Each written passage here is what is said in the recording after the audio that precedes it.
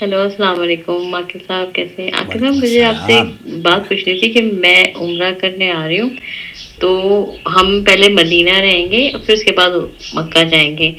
تو مجھے یہ سوال پوچھنا تھا کہ میقات سے کیا مراد ہے، اور میرا میقات یعنی میں وہاں مکہ پہنچ کے میں مطلب ہوٹل میں جا کے وہ پہن کے نیت کروں، یا مدینے سے نکلتے وقت تب کروں؟ مجھے ذرا سا سمجھا دیں کہاں سے مجھے کرنا پڑے گا نیت اور کہاں سے احرام باندھی کہ ہم نے پہلے مدینے کا، کیونکہ مدینے ہم 4 دن 5 دن رہیں گے، اس کے بعد ہم مکہ جائیں گے.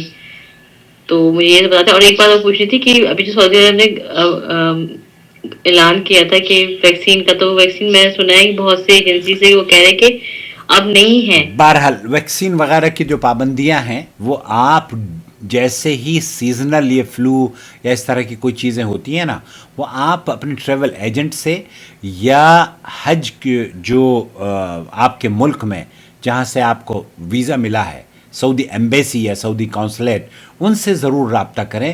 Make sure before your departure. اب آپ یہ جاننا چاہ رہی ہیں کہ میقات، میں نے ان خاتون کو بتایا کہ میقات اللہ کے رسول صلی اللہ علیہ وسلم نے تعین کیا ہے، اور وہ میقات 5 ہیں.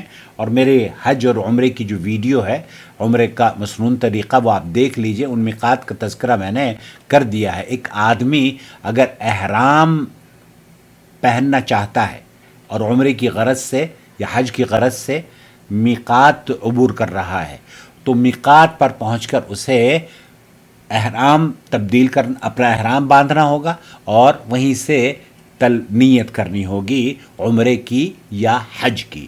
اب وہ جو میقات ہیں، انہوں نے کہا کہ ٹھیک ہے، لیکن یہ جو سوال ان کے پاس، اکثر لوگ یہ کہتے ہیں کہ ہم یو کے سے آ رہے ہیں، امریکہ سے آ رہے ہیں، 12 گھنٹے کا سفر ہے. اب 12 گھنٹے سفر کرنے کے بعد ہم پہلے ہوٹل میں جائیں گے اور ہوٹل میں جا کے آرام کریں گے، اور پھر ہوٹل میں آرام کرنے کے بعد اگلے دن ہم عمرہ کرنا چاہیں گے. تو اکثر لوگ کیا سمجھتے ہیں کہ جیسے ہی آپ مکہ مکرمہ میں داخل ہو گئے تب آپ پر عمرہ کرنا واجب ہے، پہلی فرصت میں آپ عمرہ کر لیں.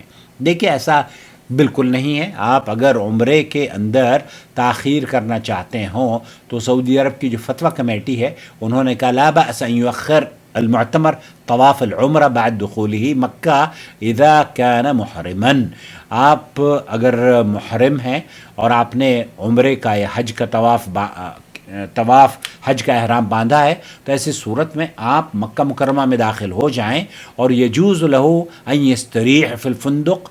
اگر کوئی شخص احرام کی حالت میں مکہ میں داخل ہو اور عمرے کے طواف کو کچھ وقت کے لیے مؤخر کرنا چاہے تو اس میں کوئی حرج نہیں، بشرطے کہ وہ ابھی حالت احرام میں ہی رہے، حالت احرام سے نہ نکلا ہو. یعنی احرام کی حالت میں رہنا باقی اس کے اوپر واجب ہے. اور اگر آپ میاں بیوی کے ساتھ سفر کر رہے ہیں تو جمعہ وغیرہ یہ اس وقت تک آپ نہیں کریں جب تک کہ آپ احرام نہ کھولنے یا آپ کا عمرہ مکمل نہ ہو جائے.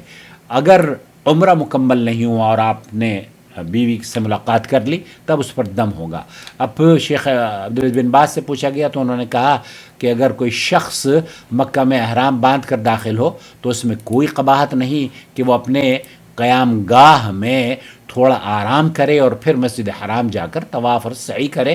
بس یہ ضروری ہے کہ احرام کی نیت کو ختم نہ کرے، کیونکہ احرام اگر ختم ہو گیا آپ کا تو پھر عمرے کے لیے آپ کو ایک تو دوسرا احرام باندھنا پڑے گا، اور دوسرے یہ کہ اس پر پھر دم دینا پڑے گا. اب شیخ محمد صالح عثیمین بھی یہ کہہ رہے ہیں کہ مکہ میں داخل ہونے کے بعد تھوڑے وقت کے لیے آپ طواف کو، عمرے کو مؤخر کر سکتے ہیں، اپنے ہوٹل میں ٹھہر سکتے ہیں.